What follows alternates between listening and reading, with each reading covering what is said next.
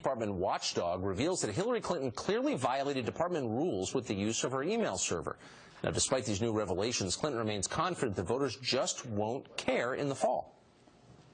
I know people have concerns about this. I understand that, but I think voters are going to be looking at the full picture of what I have to offer, my life and my service.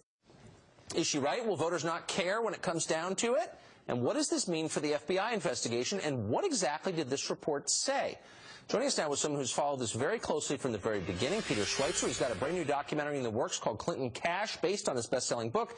It's out in July. We'll, of course, be watching. Peter, it's great to see you this morning. So, thanks, Tucker.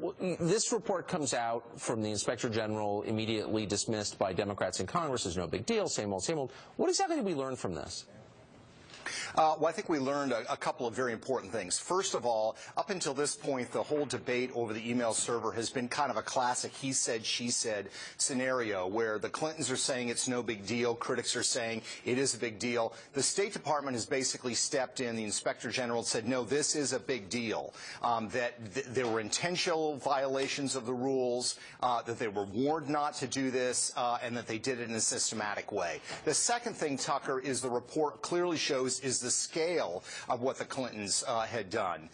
You know, their argument had previously been, well, Colin Powell kind of did this, Condoleezza Rice kind of did this. The report says that basically that's ridiculous, that's kind of like saying if you my pencil or you steal my child, you're a thief in both cases. You might be a thief in both cases, but the scale means that you cannot compare the two, and the report makes that very, very clear. It's all about magnitude, but also the response to it. So back in 2010, the report says, employees of the State Department noticed that she was doing this and said, whoa, wait a second, this is not the right thing to do. And they were told by their superiors to, quote, be quiet and never mention it again. Right.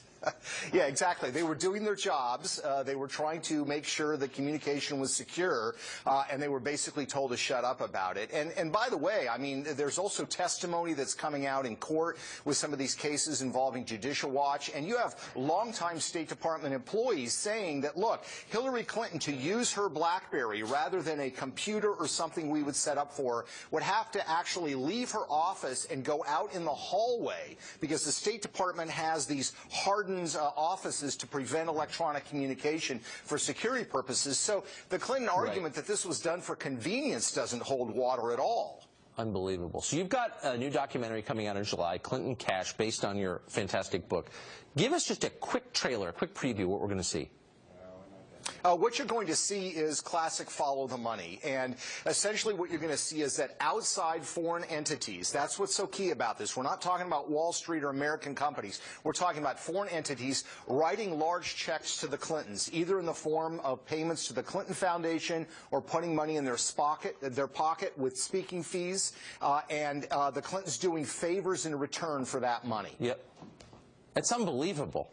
Your book laid it out. This film is going to be great. I'm totally convinced. Peter Schweizer, thanks a lot for joining us. Hope you come back.